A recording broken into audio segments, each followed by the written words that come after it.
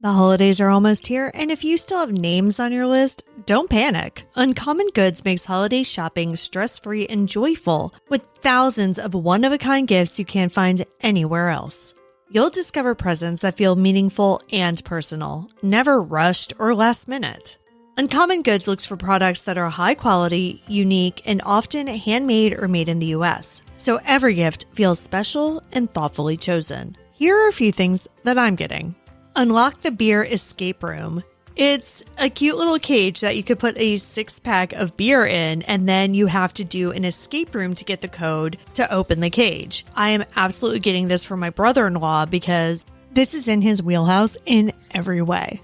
The DIY root beer science kit I'm getting for my 8-year-old because he has recently discovered root beer and he likes learning. So this is going to be a really fun project for the both of us. So don't wait. Make this holiday the year you give something truly unforgettable. To get 15% off your next gift, go to uncommongoods.com/ATTWG. That's uncommongoods.com/ATTWG for 15% off. Don't miss out on this limited time offer. Uncommon Goods. We're all out of the ordinary. Am I the only one who's kind of weirded out by the number of chemicals in cleaning products these days? So I started looking into what I was actually using around the house, and my laundry detergent turned out to be the worst offender. It's full of harsh chemicals like UV brighteners, dyes, and preservatives, which can wreck your skin or trigger allergic reactions. That's why I switched to Earth Breeze. It looks like a dryer sheet, but it's actually laundry detergent. Just toss the sheet into the washer with your clothes and that's it. No pouring, no mess, and no plastic jug. My laundry comes out fresh, soft, and clean without unnecessary chemicals. And right now, you can try Earth Breeze for up to 40% off with free gifts at earthbreeze.com/ATTWG. That's earthbreeze.com/ATTWG to get up to 40% off with free gifts on your first order. You are told your health starts in your gut, but if you're a woman, it all starts with your hormones. When your hormones are off, everything is off, including digestive issues, mood, mental clarity, energy levels, weight management, and so much more. As the new year approaches, imagine hitting refresh and supporting your body with optimal hormone balance. Hormone Harmony is a game changer for women struggling with hormonal imbalances that leave them exhausted both physically and mentally. It only contains science-based ingredients that bring back comfort, energy, clarity, confidence, and a sense of balance. Perfect for enjoying the holidays and heading into the new year energized. Happy Mammoth, the company behind this, has helped over 2.4 million women get their lives back and feel like themselves again. For a limited time, you can get 15% off your entire first order at happymammoth.com. Just use the code ATTWG at checkout. That's happymammoth.com and use code ATTWG. Darkcast Network. Indie pods with a dark side. On December 11th, 1994, 4-year-old Dwanna Sims went with his mother, Dwanna Harris, to do some Christmas shopping at the Wonderland Mall in Livonia, Michigan. According to Dwanna, they arrived around 1:45 p.m. and entered through the Target store at the mall. Dwanna followed his mother around the mall until one horrible moment when Dwanna realized her son was no longer by her side. A massive search ensued, but there was no sign of the little boy. As the investigation intensified, Livonia Police began to wonder, was Dwanna ever at the mall in the first place? Now, over 30 years later, investigators are still trying to figure out exactly what happened that cold December day and hoping to finally find Dwanna. When a person goes missing, there's a special kind of pain in the not knowing. I want to tell the stories of those who never came home.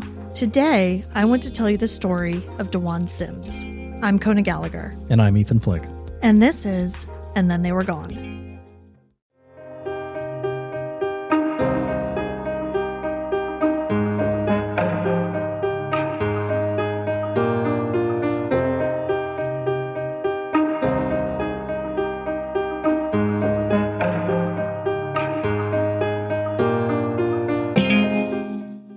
Welcome back, everyone. Welcome back. Thank you for joining us once again. I'm Kona. And I'm Ethan. and we're the husband and wife team behind this podcast. Each week, I tell you the story of an unsolved missing persons case. Ethan doesn't know anything about the case going into the episode and is here to provide his reactions and questions in real time, hopefully asking some of the same ones you have at home. This is a story I've been wanting to cover for a while, but I worried that there wasn't enough information out there. But, I figured a shorter episode would be okay after our 2.5-hour marathon from last week. Besides, as I dug into the original news articles when I was researching the case, I realized that there's actually a lot more out there than it may seem like from the more recent articles. Before we get started, though, we've had some new folks join us over on Patreon. So thank you so much to AK, Molly C., and Carrie. We really appreciate your support. Thank you all so much. As a reminder, if any of you would like to join them, you can get ad-free episodes at any level, starting at just $2 a month. You'll also get a free copy of the ebook that I wrote. So with that finished, let's get into the story of Dwan Sims. Dwan Christian Sims was born on October 29th, 1990 to Dwanna Harris and Zachary Sims. At some point, Dwanna and Zachary split, and Dwan lived with Dwanna in Detroit, Michigan. In late 1994, Dwanna was in a new relationship with a man named Victor Jackson. According to Dwanna, December 11th was a typical Sunday filled with chores and errands. She needed to vacuum her house and stopped by her mother, Beverly Harris's house, to borrow her vacuum cleaner. She also needed to catch up on laundry, so she and Dwan went to the laundromat where she did 5 loads. After that, the pair headed to Wonderland Mall in Livonia, Michigan, arriving at around 1:45 p.m. Dwanna parked her red Thunderbird, and she and Dwan entered through a Target. Dwanna later said that the Target was too crowded, so she and Dwan went to the main part of the mall. The two walked around, passing several stores. They got to a KB Toys, and Dwan spotted some Power Rangers. Power Rangers was the little boy's favorite show at the time, but Dwanna told him that they couldn't go in. They continued to walk, but shortly after, Dwanna looked down and noticed that Dwan was no longer by her side. It's every parent's worst nightmare. You're in a crowded shopping area and your kid is suddenly gone. In fact, this situation has probably happened to a lot of parents who are listening to this right now. You've probably felt that heart-stopping panic before finding your kid a few minutes later hiding behind a clothing rack or looking at a toy or whatever. I was just going to say that. Yeah. Kids dashing into clothing racks at Target or at any clothing store, they love hiding in those things. Yeah, I mean it's like a little encapsulated world for them, but it's terrifying for parents because we can't see them at all. No, it is. And all of my kids have done that. Yep. And I can't even get that mad at them because I remember being little and doing the same thing. Because there's just something so nice about smushing your body through all those clothes and going into the middle. I don't think I ever did that. It's really great. So Dwanna began frantically searching for Dwan, but she didn't find him. She alerted a mall employee who called security. After further search didn't turn up the little boy, the police were called. Once police arrived, they and volunteers launched a massive search of the mall and the surrounding area, but they still couldn't find Dwan. In those first days, local media broadcast Dwan's description and photo, and his image appeared on missing child flyers distributed statewide. Livonia Police also expanded the search beyond the mall. Officers scoured nearby neighborhoods, parks, and even areas around Dwanna's home in Detroit. Then patrolman Greg Yon, who would later become a Livonia police captain, recalled being assigned to search places like Rouge Park in Detroit. He told reporters about he and dozens of officers spent days crawling through every place a small child might hide or be hidden, saying, quote, "We had a lot of manpower invested in searching for him," end quote. By December 15th, 1994, 4 days into the search, there were still no solid leads. Dwanna appeared at a press conference that day, tearfully pleading for her son's return. Quote, "My only concern is finding my son. Whoever has my baby, I know he's safe and I know you're taking good care of him, but just bring him home," end quote. The public was on Dwanna's side, and the story of Dwan's disappearance was covered daily in local media. I was actually really impressed with that. When I was on newspapers.com looking for the original articles, it was literally something every single day. Yeah, I mean, that's great because that's not something we see often in these cases. No, and generally, it wasn't front page, but Detroit is like a pretty big news media area. Yeah. So just the fact that they were covering it daily, I think, is a testament to how seriously they did take his disappearance. It was impossible not to empathize with a mother who was in such a nightmare situation. But public sentiment would soon begin to shift. After the initial panic died down and police started to talk to Dwanna more about the timeline, they started to have questions.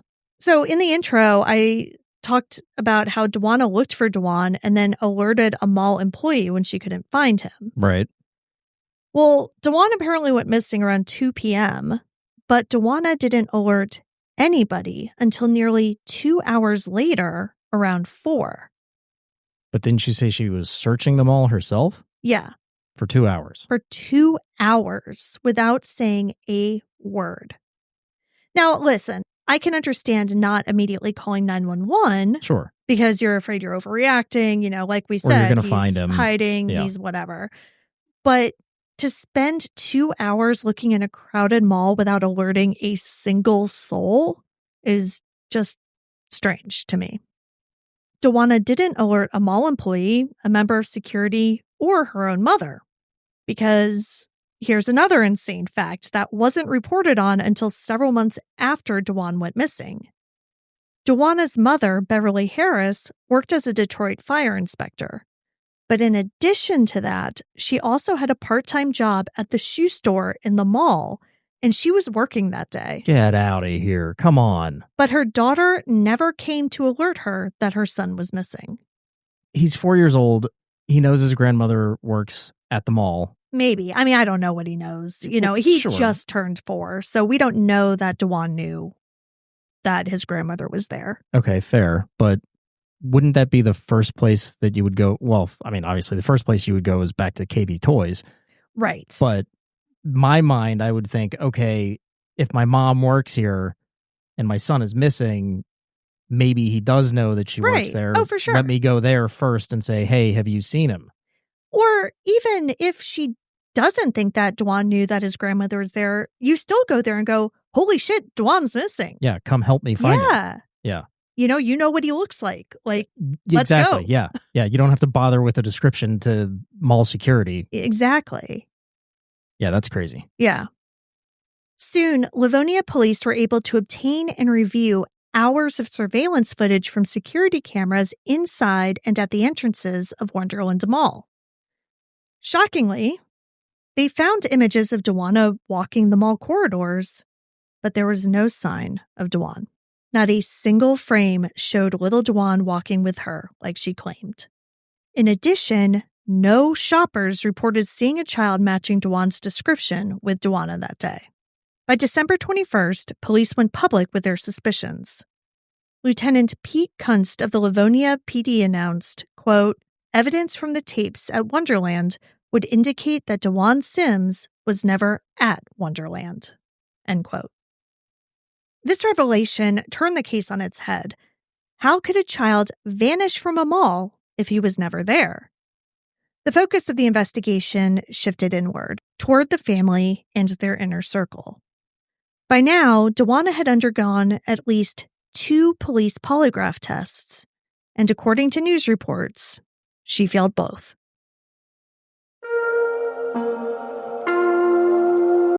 Hey there, I want to take a moment to recommend another podcast called Mind of a Monster, The Killer Nurse. Mind of a Monster is a podcast series from ID that dives into the minds of notorious serial killers like Jeffrey Dahmer, Ted Bundy, and more. This season, they're exploring the chilling story of Kristen Gilbert, a nurse who murders 4 of her patients between 1989 and 1995, and is suspected of killing dozens more. Criminal psychologist Dr. Michelle Ward takes us inside Kristen's twisted mind, uncovering why she kills and how she manages to do it right in front of her colleagues. The entire season is out now, so you can binge it wherever you get your podcasts. I listened to Mind of a Monster, The Killer Nurse, and it was really interesting. It's obviously not the type of case that we do on this show, so it was fascinating to get a look into what could cause a person to do something like that.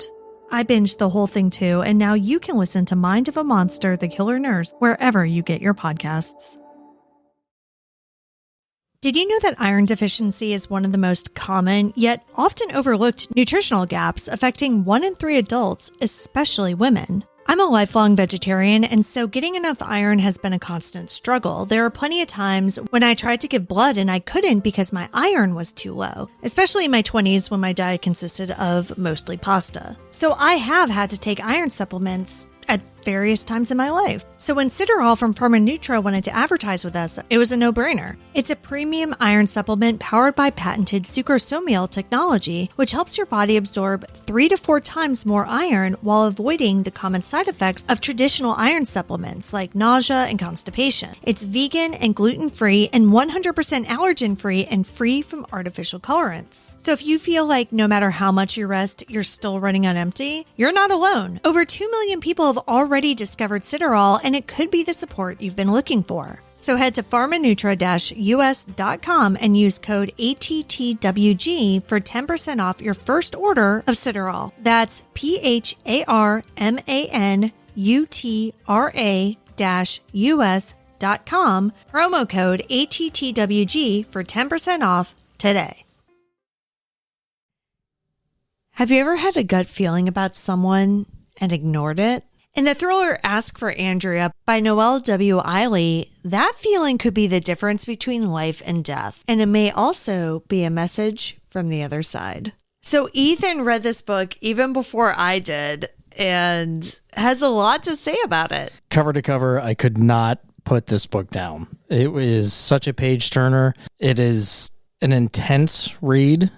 It takes you from one point of view to another and culminates in a very intense finish that keeps you on the edge the entire time. So basically, it's 3 women were murdered by the same man, and they unite in the afterlife to stop him from killing again in a domestic thriller that meets The Lovely Bones. If you've ever screamed at a true crime doc, why didn't anyone listen? This is the book to read for that. Ask for Andrea by Noelle Eiley.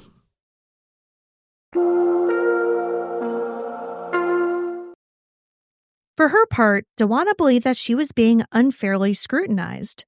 Now, this was partly because the Susan Smith case had just happened 2 months prior in October 1994.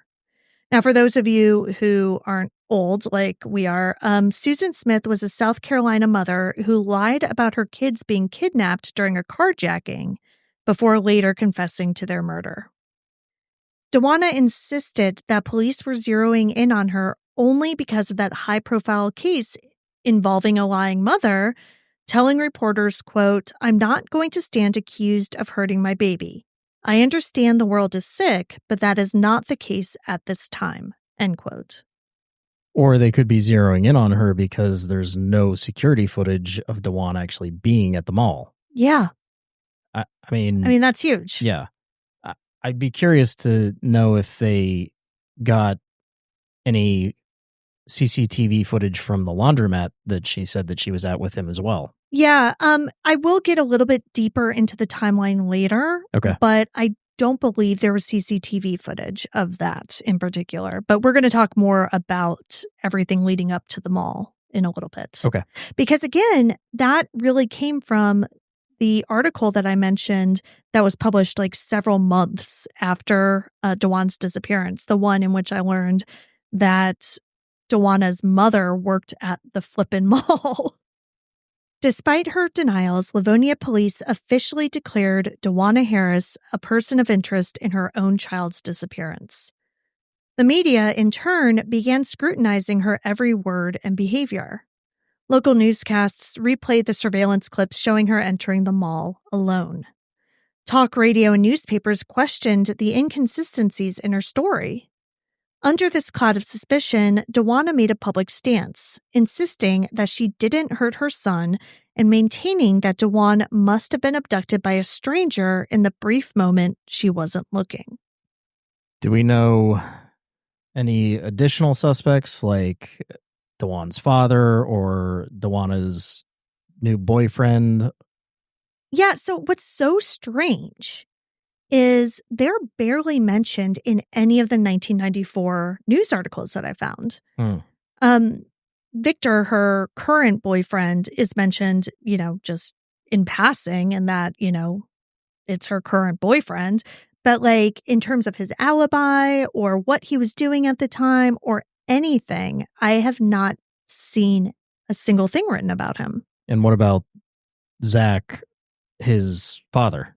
The only time he's even referenced, because I only found like one little sidebar article, and that's the only reason I know his name, was when police were asking for DNA samples from Dwan's parents, and Dwanna didn't want to give one. Oh. Yeah, but That's Zachary, Dwan's father, did. So I don't know if they eventually got a DNA sample from Dwanna, but initially she didn't want to give one because she said that the police wanted her to just go with them to the hospital and she just didn't want to go to the hospital with the police. What? I don't know. That's all that was written about it that I could find. But in terms of where he even lived or where he was, like, I have no idea. I don't know. I have to assume they were, of course, looked into. I mean, it's been 30 years, but like, one would hope. There just hasn't been any public information on that I could really find. Then, of course, the next question that I would have is, do we have or have the police said anything about when there was actually a last confirmed sighting of Dwan? And that's why I dug into newspapers.com, because all of the more recent articles that I was able to find online, when you just Google this case, didn't say that. And that was driving me crazy. And so I was like, well, maybe the initial reports had that, and they did. Okay. So we are going to get into that. Okay. As Christmas 1994 approached, the case grew more baffling. Lieutenant Kunst expressed the investigators' frustration, saying, quote, "A child does not vanish in a vacuum. There are circumstances that surround an event. We're trying to put those pieces of that puzzle together," end quote. Police conducted extensive searches of Dwanna's apartment and family vehicles for any sign of foul play. By December 22nd, after 11 days of exhaustive ground searches, Livonia authorities reluctantly called off the coordinated search efforts. After announcing that they were pausing the active search, Lieutenant Kunst told reporters, quote, "We feel that we have searched every area that makes sense to search," end quote. By then, Dwanna had retained a prominent criminal defense attorney to advise her. It was a clear sign that she felt under siege from the investigation's trajectory. I mean, I don't blame her. I mean, if her story is true, then yeah, and the cops are like digging into you as a suspect, you absolutely need a lawyer. Yeah, I mean, either way, you absolutely need a lawyer. Yeah. So from what I read, she didn't necessarily hire him, but she was just getting advice. Ah. Investigators continued working the case, but leads were dwindling. Every tip that came in, sightings of a boy matching Dwan's description or rumors of Dwanna's past, was run down by detectives without any result. The Livonia Police Department eventually handed over primary responsibility for the case to a multi-agency task force in Detroit. This is partially due to resources and partially because they recognized that if a crime occurred, it may have happened outside of Livonia, since they believed Dwan never arrived at the mall. After reading a few initial articles on the case and finding out that Dwan was never seen on surveillance at the mall, like we were just talking about, my first question was, when was he last seen? Yeah. You know? Are we talking months? I mean, you said he just turned 4, so he may not have been in any type of daycare situation.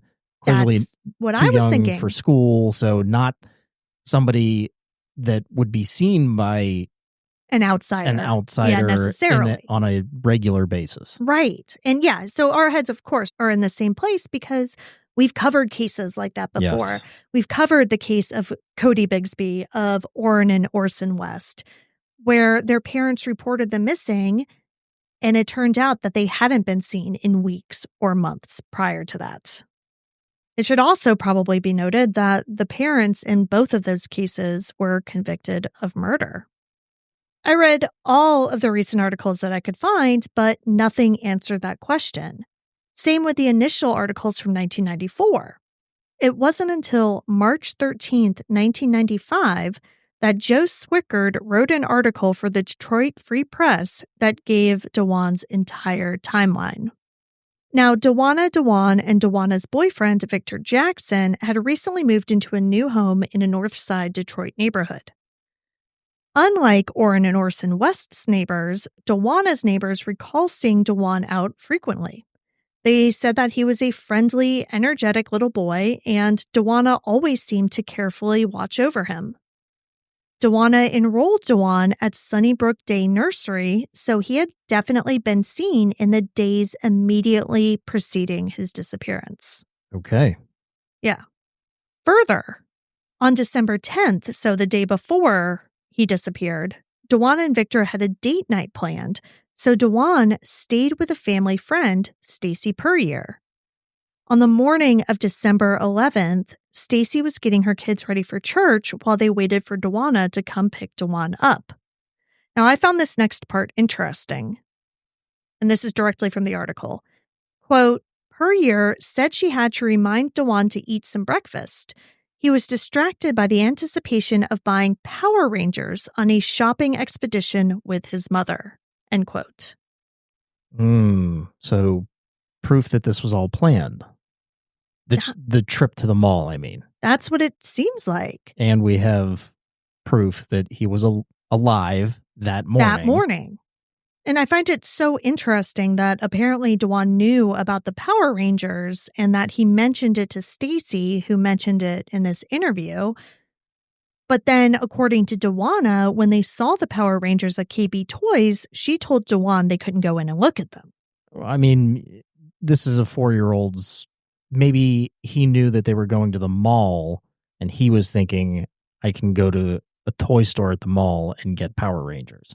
Maybe, but it's so specific. Or are you're thinking suspicion-wise that this woman might be kind of in on this whole thing? No, I don't think that. Okay. I don't know what I think, honestly. I just think it's really weird that, especially if you don't believe Dwanna's story and Dwan was never at the mall, had they actually been planning on going to the mall, and that's why Dwan had this idea in his head that he was getting Power Rangers, and then something happened before, and Dwanna still decided to go to the mall to build this alibi?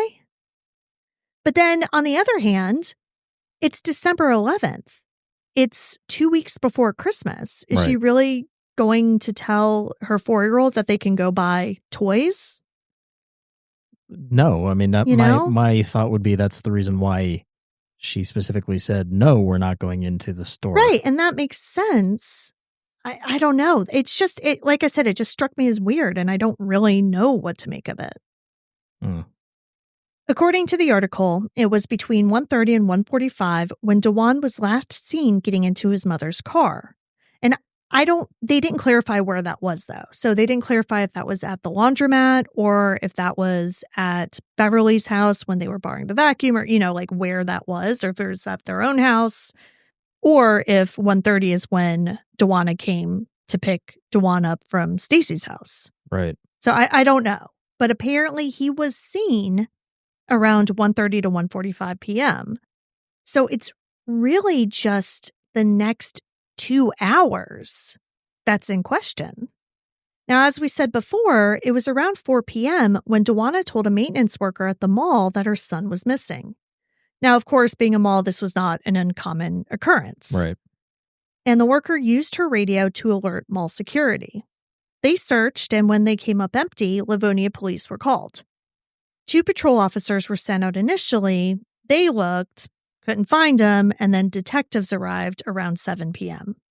What police later found confusing was not only that she searched for 2 hours, apparently without alerting anyone, but that no one noticed her in that time.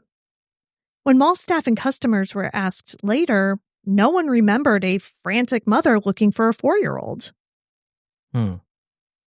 What's also strange is that KB Toys is right next to the mall's business and security offices, which were clearly marked. So why not just go straight there? Or to the shoe store where her mother worked, like we said before. Right. But here's the worst part. And in my opinion, this is the closest we get to a smoking gun in this case. And I'm going to quote directly from the article here. Quote, closer reviews of the security tapes showed that it was not until 4 p.m. that Harris was seen entering the mall alone and going directly to the area where she met the maintenance worker. Dwanna was not on the tapes. End quote. There you go. So he's seen somewhere at 1:45-ish. Yeah. Getting into her car. Something happened. 2 hours later, she goes to the mall to create an alibi. Yeah. But despite this, no arrests were made in Dwanna's case.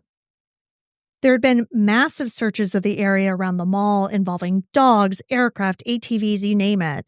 They searched Dwanna's house. They searched her mother's house where Dwanna was staying after Dwanna's disappearance. But nothing turned up.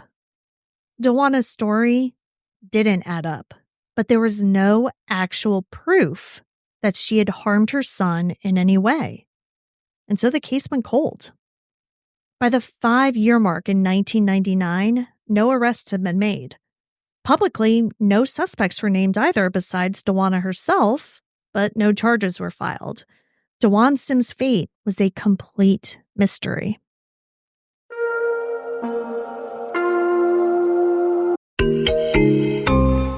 I didn't know much about money growing up. I got my first job and just kind of spent it.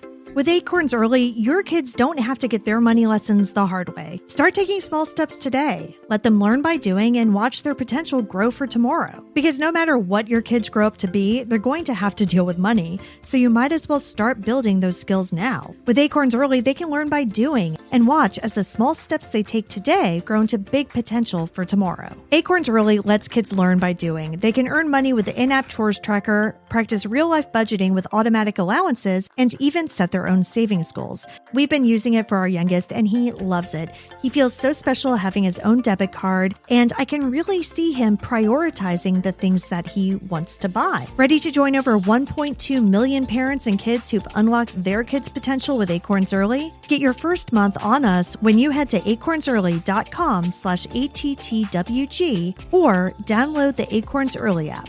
That's 1 month free when you sign up at acornsearly.com/ATTWG. Acorns Early Card is issued by Community Federal Savings Bank, member FDIC, pursuant to license by MasterCard International. Free trial for new subscribers only. Subscription fee starting from $5 per month unless canceled. Terms apply at acorns.com/early terms. This holiday season, comfort is slowing down and finding calm amidst the chaos. As the holidays fill up with gatherings, travel, and to-do lists, Avocado Green Mattress helps you create a space that's calm, cozy, and restorative. Avocado products transform your home into a peaceful, grounding retreat. They're made with certified organic and sustainably sourced materials. But more importantly, they offer unmatched comfort. From breathable bedding to handcrafted mattresses, Avocado is all about true comfort, so you can rest, recharge, and wake up refreshed all season long. And every product is thoughtfully made with the planet in mind, so you can feel good about the comfort and the quality you're bringing into your home. Prioritize rest and recharge with Avocado's organic comfort. Head to avocadogreenmattress.com today to create your natural oasis and save big during their holiday sale. Avocado. Dream of better. Let me tell you about the online cannabis company that's revolutionizing how we deal with life's challenges, from sleepless nights to stress-filled days. Mood.com has created an entire line of functional gummies that target specific health concerns with 100% federally legal THC blends. Even better, you can get 20% off your first order at mood.com with promo code ATTWG. If you're like me, then you have different family members who have different ailments, and I've recommended Mood to all of them. I legitimately, before recording this, I told my mom about Mood, and she's going to make her first order. Because they have gummies for all sorts of things, for pain relief, for sleeping, for just improving your mood. Their gummies are specially blended and each one feels different. The Sleepy Time gummies knock me out in 15 minutes flat with no hangovers, no grogginess, and I wake up feeling amazing. And each gummy is crafted using federally legal cannabis grown on small, family-owned American farms.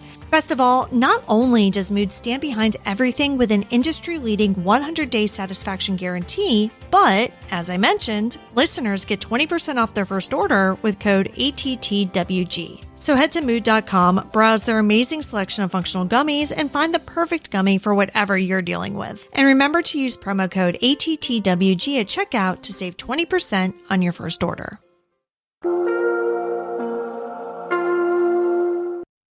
During the late 90s, public opinion largely turned against Dwanna.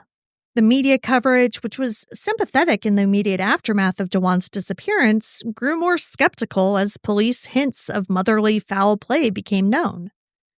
But Dwanna and her family maintained that she had nothing to do with Dwanna's disappearance. In 1999, Dwanna's mother spoke to reporters about the toll of living under a cloud of suspicion. Quote, "Just think about trying to function every day with a missing child under all of the scrutiny and everything that has been said about my family. I can't begin to tell you how it has been, how my crying spells have not ended." End quote. Dwanna granted few interviews herself, but whenever she did, she stuck to her story that Dwanna was abducted by an unknown person and that she had nothing to do with it. But there's video evidence that he was never at the mall, that he never came into the mall with her. Yeah. Like, so how are you going to stick to that story? And the timeline isn't correct. Right. That she gave. Yeah. Yeah. Yeah. I don't know. And it's so strange because also, like, what was the motive? If she did do something to him, there's no known history of abuse.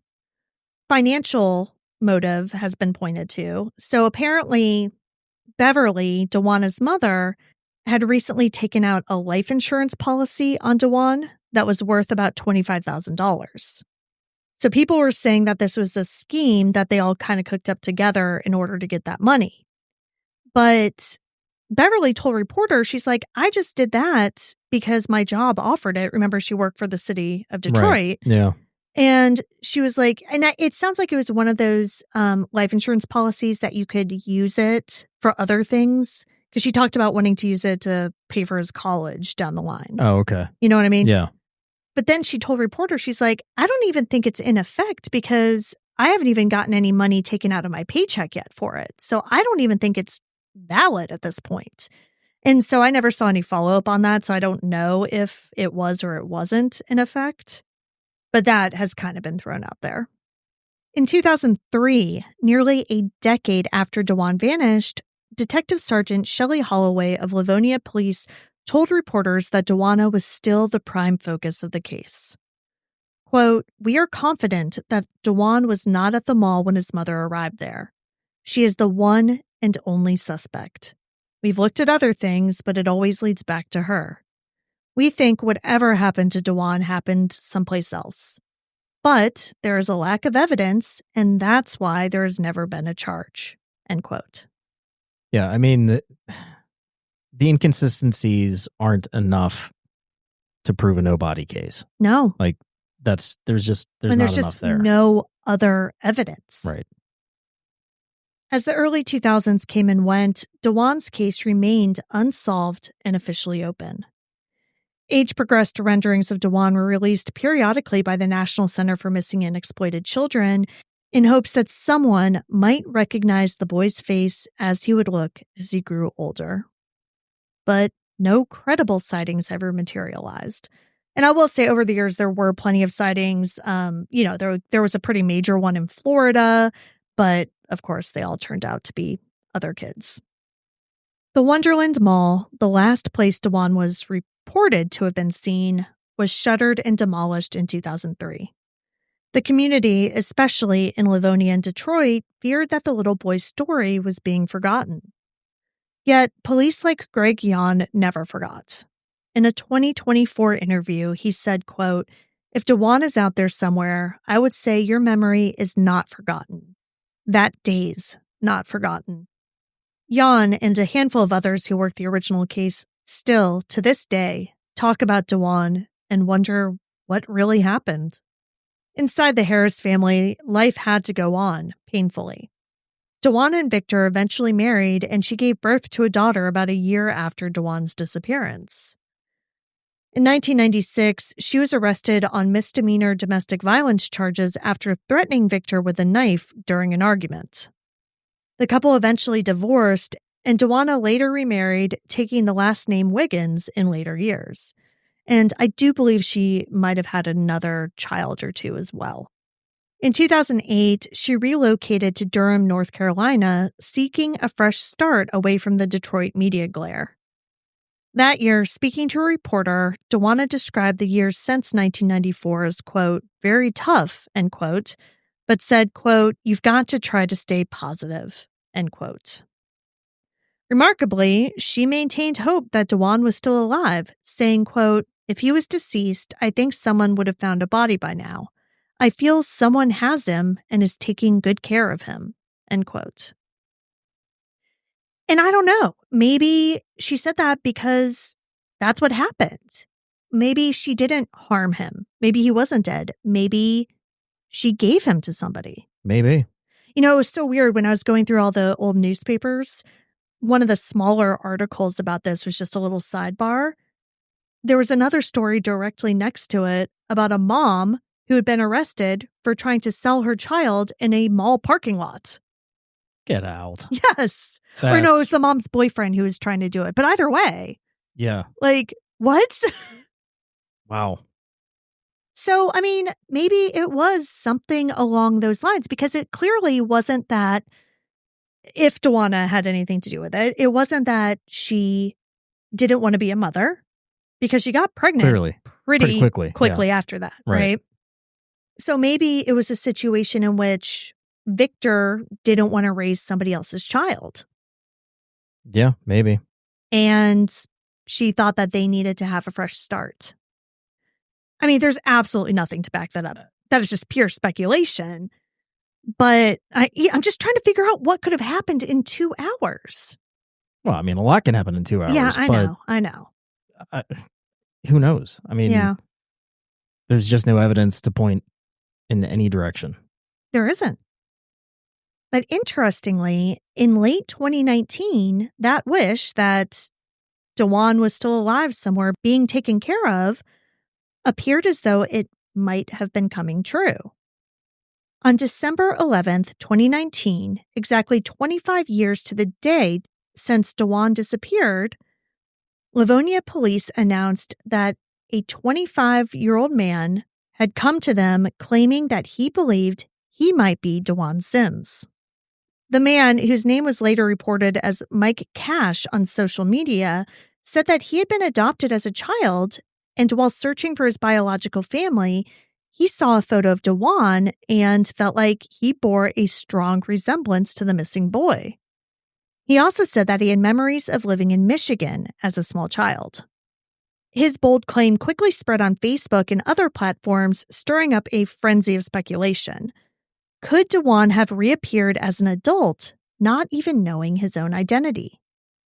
Livonia police were cautiously intrigued because apparently this guy did actually look a lot like Dwanna. I think they probably found other childhood pictures of him, and there was a resemblance. Detectives arranged to interview the man and, more importantly, to collect a DNA sample from him.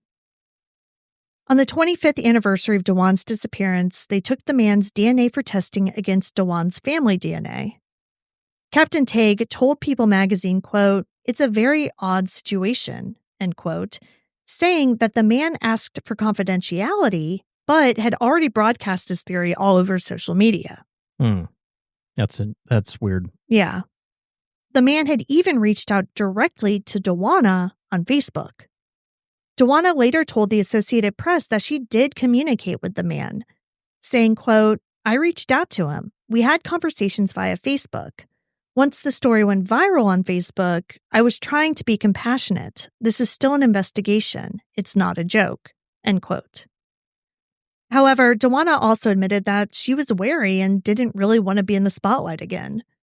She eventually blocked the man on Facebook after he couldn't correctly answer some personal questions about Dwan's early life. For a couple of anxious months, investigators and the public waited for the DNA results. If the man truly was Dwan, it would mean a miraculous ending to a 25-year-old mystery and possibly an exoneration for Dwanna. Police Captain Greg Yon said that when they first heard about the man's claim, quote, "The hopes are absolutely it would be him," end quote. But of course, Yon and others had to temper their optimism because the odds were that it wasn't going to pan out. In the end, science delivered the answer. It wasn't him. I mean, I assumed as much since we're doing an episode on him. Yeah, but it's always so heartbreaking when It is, a situation like this happens. It's heartbreaking, I'm sure, for Dwanna, but also for this guy. Yeah, because he thought he was getting answers at least, right. you know? Yeah. Livonia police announced that the DNA test showed no match.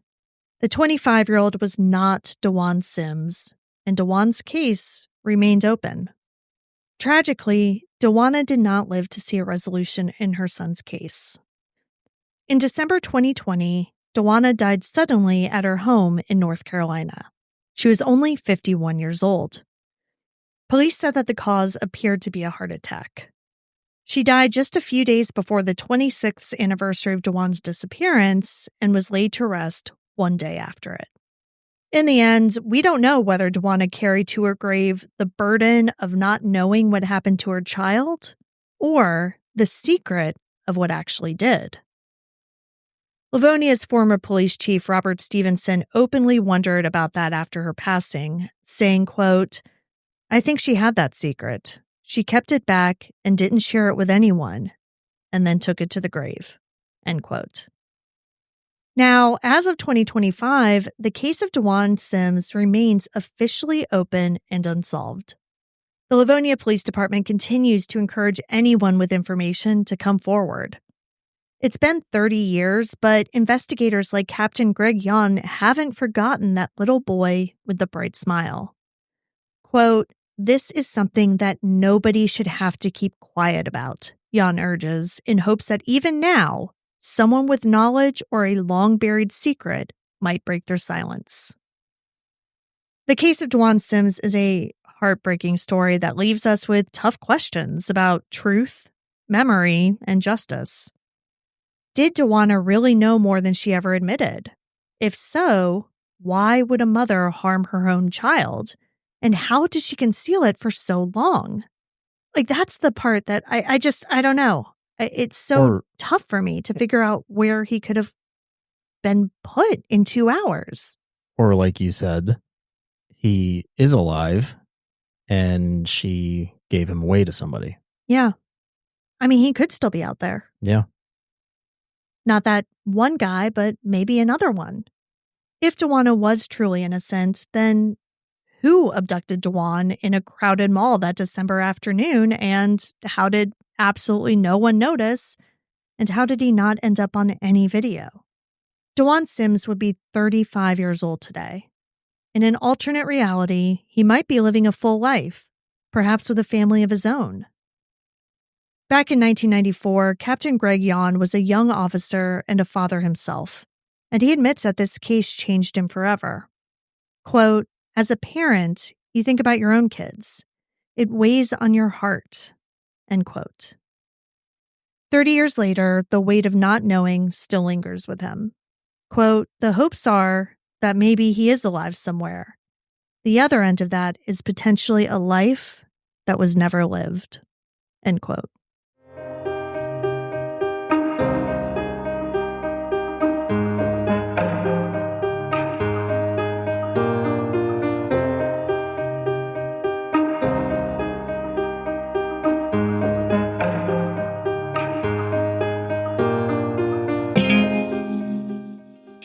Dwan Christian Sims has been missing from Livonia, Michigan since December 11th, 1994. He was approximately 3 feet tall and 50 pounds at the time of his disappearance. He is a black male with black hair and brown eyes. Dwan was last seen wearing a blue hooded 3/4 length winter jacket over a yellow, blue, and green windbreaker, dark blue sweatpants, and low-top Fila sneakers. He was 4 when he went missing. He would be 35 today. If you have any information on the disappearance of Dwan Sims, please contact the Livonia Police Department's Missing Persons Unit at 734-466-2470. You can see all the sources for this episode along with photos and videos at our website, andthentheyweregone.com. And be sure to follow us on social, and Then They Were Gone Pod on Facebook and at ATTWG Pod on Instagram and TikTok. If you like what we're doing, please subscribe and consider leaving a 5-star review on Apple Podcasts or Spotify. It will help new listeners find us, and the more people that listen, the more chances we have of bringing someone home. And we'll see you here next week for a brand new episode. See you next week. And Then They Were Gone is hosted by Kona Gallagher and Ethan Flick. All research, writing, and editing is done by me, Kona Gallagher. Theme music is The Stork by Ketsa. Additional music is provided by Kai Engel. And Then They Were Gone is a Little Monster production.